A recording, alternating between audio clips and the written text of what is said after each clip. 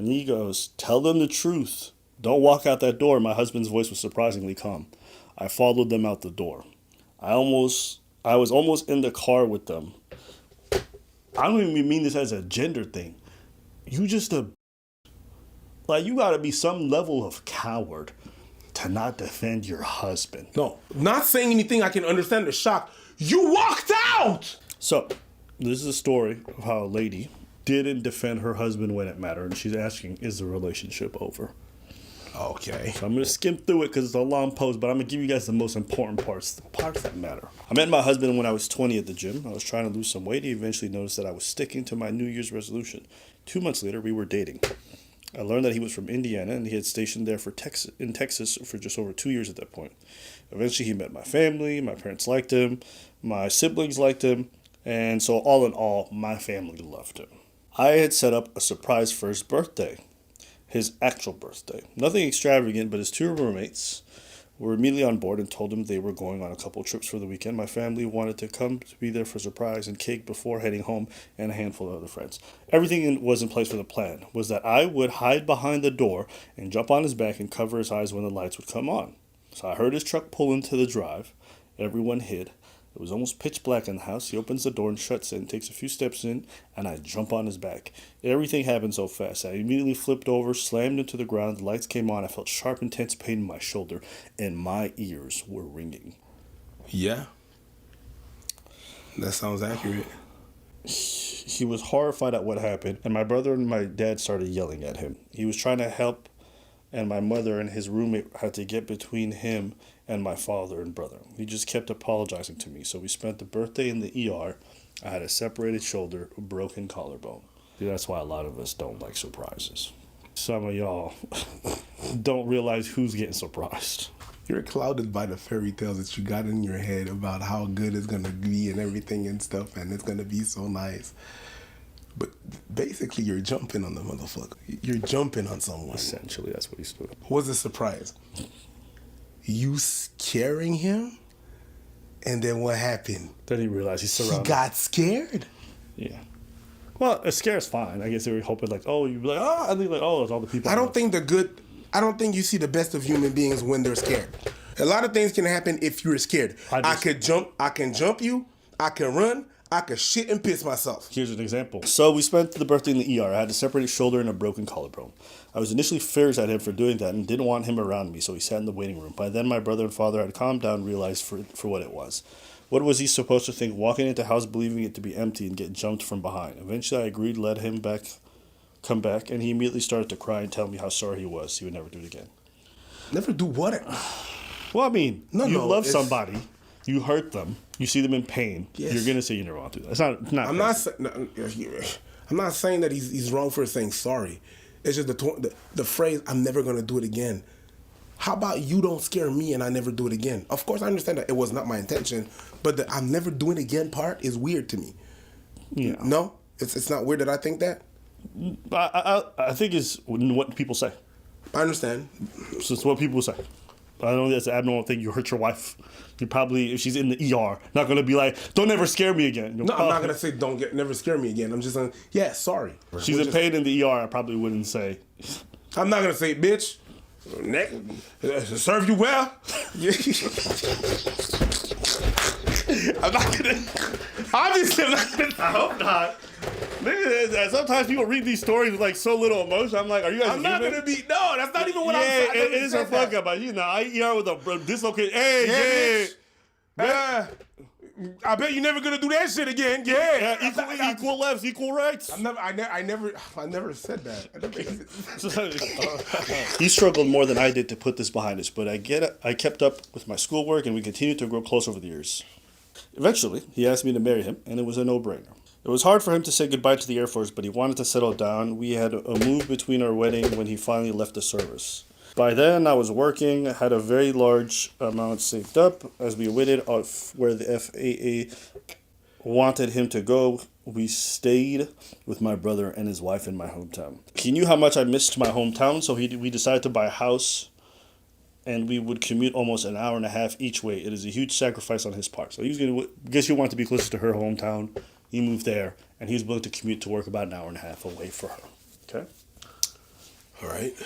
2020 happened. I lost my job, but my husband made more than enough to cover lost wages. We weren't getting any younger and decided to start a family. It took a bit, but eventually I got pregnant. We had a wonderful 2-year-old son, which first year was a struggle for us both, but we tried to adapt to parenthood.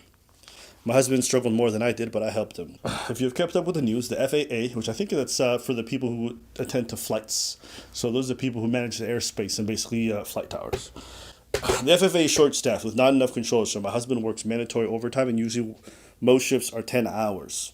Each Wednesday, he gets off work at 11 and has to be back at work by 8 a.m. That's a very short turnaround that will leave him most 5 hours of sleep if he drove home. So on those nights, he sleeps at a coworker's house. He has offered to make the drive, but I don't want him driving tired or working tired either. Honestly, it did suck on those nights when he wasn't home and our son just wouldn't sleep. He encouraged me to reconnect with old friends I have, which leaves us with the reason for this post. I do most of the housework, but my husband has always helped me when he is home. She eventually led to me telling them that my husband stays near his work on Wednesdays, and some of the nights were rough on me, especially early on. That got me a lot of sympathy, and I don't know why it felt good to hear someone that wasn't family say those things. I kept my mouth shut.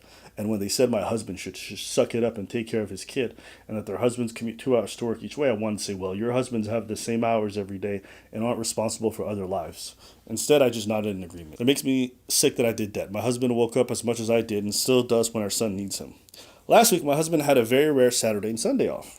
We wanted to have some people over for dinner and invited my older brother, sister, and in-laws, as well as 2 of my friends from the previous week and their husbands. So, going back to getting slammed by my husband, he mentioned that he hates that story, that even if it wasn't intentional, he seriously injured me, so I stopped telling that story out of respect for him.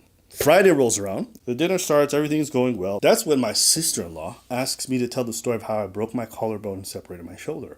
I figured since my husband was out of the room, no harm, no foul. I tell the story and I'm laughing. My sister-in-law is laughing, and Sarah and her husband seem amused. Lana and her husband aren't laughing. Lana reaches across the table and grabs my hand and says, I saw your knee and how bruised it is. My sister-in-law snorts at Lana and continues, you said he doesn't help you with your son, and now he has you believing that he did that to your shoulder was some kind of accident? My husband walks in and asks what we are talking about, and Lana tells him that she knows that he's abusing me, that he doesn't help with our son, and that he obviously shoved me down and bruised my knee, that I should have left him when he broke my shoulder. My husband immediately looks at me and asks, what the hell did you tell her? That's when Lana's husband speaks up and tells my husband to lower his voice because he won't tolerate verbal abuse, and that if you lay a finger on her, I will beat your ass. She goes on to say, I'm too shocked to speak up and stick up for my husband. My husband didn't take kindly to that and told him to get the out of her house. Brother hears the confrontation as Lana and Sarah's husband stand between my husband and I. My husband tells him again, don't make me repeat myself. I'm not going to tolerate being called a wife beater. Get the hell out. My brother tries to explain that my husband doesn't hit me, and I just turtle like a coward. I remember my husband looking at me as if he was pleading with me to speak up for him, but I just sat there unable to do anything. I don't know why. I've never been in a situation like this before. Lana and her husband start telling me I need to leave with them so my husband doesn't hurt me. My husband flips his shit at that, and my brother-in-law had to almost tackle him. And he goes, tell them the truth. Don't walk out that door. My husband's voice was surprisingly calm. I followed them out the door. I was almost in the car with them. But then she pulled me back, and my brother forced Lana and her husband to finally leave. I get back inside and just started crying. I look at my husband, and the love in his eyes was gone. He looked like a stranger to me. I tried to hug him, and he pulled away and said he needed some space. I remember telling him that perhaps he could stay with my brother. I was insulted in her home.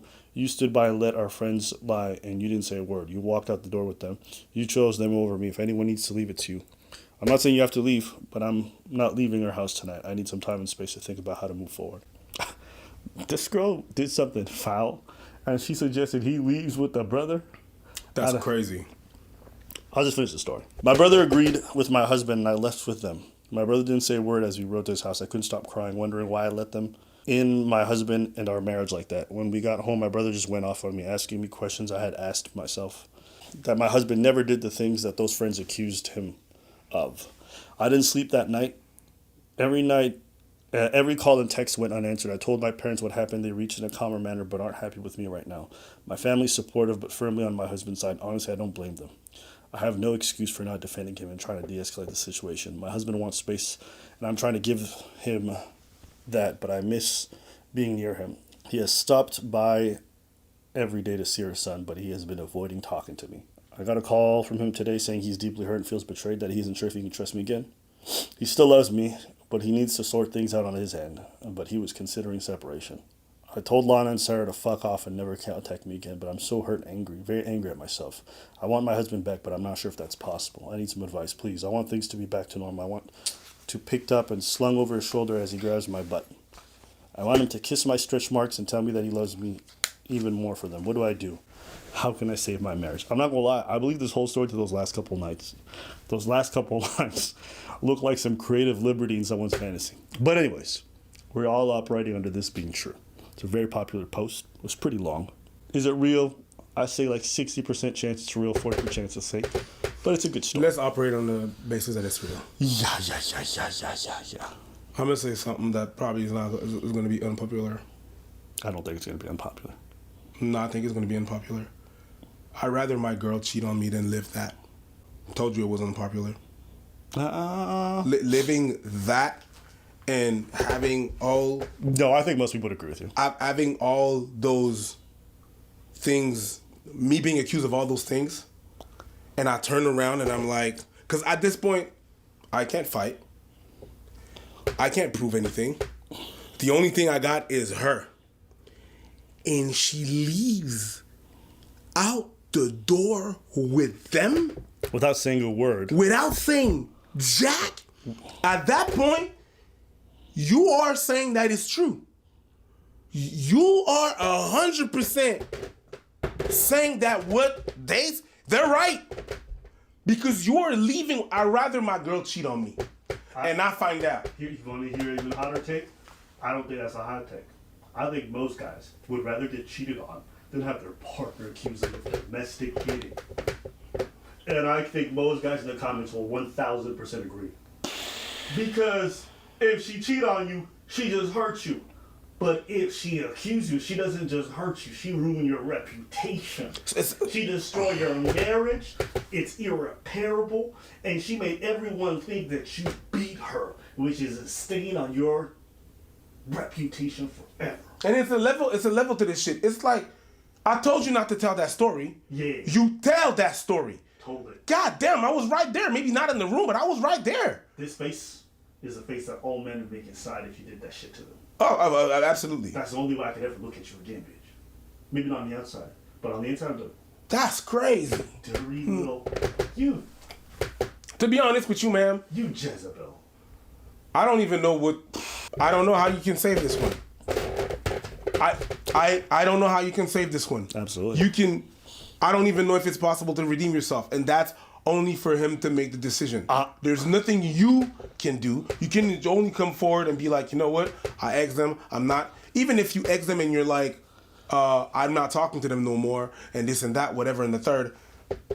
What the fuck did you say in the first place for them, for her, to think that, and then to report that to her husband, and then the husband wants to beat my ass? So now I'm walking in the street, I'm not even, even the fact that you're not talking, what are you doing talking to what do you say to these people when I'm not around?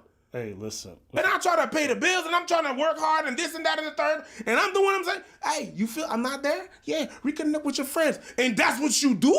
You went through hell and high water to make sure your life was good. And you did that. I don't even know if it's possible. But Preach brings up a good point. You've been saying other things to those ladies that you didn't write in this little paragraph of yours. Because the way she was primed to think that she was beating off of one little thing about him not being around with your family, yeah. You said a whole lot more than that. Also, I don't even mean this as a gender thing. You just a bitch. Like, you gotta be some level of coward to not defend your husband. No, not saying anything. I can understand the shock. You walked out! Wait. You gotta be some level to not defend your husband when he's accused of something so heinous that revolves around you, that you know he didn't do. You gotta be super weird to be a coward in that moment and be so afraid of confrontation, you won't speak up for your husband. But then the thing is this, people make mistakes. How they recover from them matters. You make that initial mistake. They tell you to come out the door, and for some reason, the only action you take in all of this is to walk with them. So you'll follow their instructions to walk out the door and leave your home and leave your child, but you won't follow your husband's instructions to defend him. The easiest thing you could do, which doesn't require leaving your kid. No, there's a lot of things missing out of this story. I think there's a lot of feelings about your husband that you haven't resolved, that you're not willing to admit to because I think they're darker than you'd like to admit. Or you a bitch. There's no level of bitchiness that does that. I think you have to look at your husband a certain type of way to walk out that door. I don't know about I that. could say quiet innocence is one thing. To walk out with somebody else on your husband takes something else that's going on in your head. I don't know about that. I believe that. I don't. But it's at this point, it's not important. It's such a really crazy not thing important. to... It's just crazy. It is. So do you think people can walk out on their child without thinking something crazy about them? And on the moment... So I could grab a mom from her child and she gonna leave her kid there. I'm not saying it's like most people would do it, but yeah, I believe that there's a couple of people that would do that, but it doesn't matter. No. All this doesn't matter. This argument, right? It does not matter. There's so many shit that is wrong that I don't even know how you can solve that. Because I as a man cannot even understand. That's the ultimate. Nah, B. I don't even have the words. I just think there's more going on, so I can't say nothing or offer anything. I think she's lying about a whole bunch of this, and none of this makes any sense. The walking out the door part doesn't make any sense. No, the walking out the door kills me. You are shell shocked. No. You're not responding to anyone's instructions. They tell you to walk with them, then you leave. Huh? How is that the only instruction? She grabbed her. No, she didn't. She said, come with us. And she followed them out the door. How does that make sense? How are you so shocked? You can't talk. No. You can't move in your own house, no. But you'll get in someone else's car. You'll walk out your door, you'll get in someone else's car. No. I'm sorry. You lost me. Yeah. That's crazy. There's levels. There's levels. There's a lot of levels. The walking out is the ultimate one. Me asking you not to tell that story. Yep. That's the first fucking wrong, and then a succession of fucked up shit. And before that, it's just what the fuck are you telling people in there when I'm not around? What the fuck is going on? Yep. But I'm gonna say this again. I don't think it's a hot take what you said. I think. Oh my days. You really think guys are gonna choose being called a domestic beater? There's God. No way. That's not a hot take. I could feel sick to my stomach, fam. No. Yo, this? No. That's wild. No, but, that's... Yes. Today's topic, the most cowardly woman you have ever seen, the most cowardly wife. And I don't say that lightly. Dude, you really had one thing to do. One. And on top of that, it's not even that. It's the only thing that could calm down a man threatening me in my house about some shit I didn't even do. Wow! That's it for today's video. Let us know what you guys think in the comments. You know what I'm saying? You know what I'm saying? Also, we got our second channel, I'll be preaching the floor, so go check that out. All our funny videos are going to be there. We will not be posting the comedic videos over here. No joke, no cuts, no jubilee, none of that shit.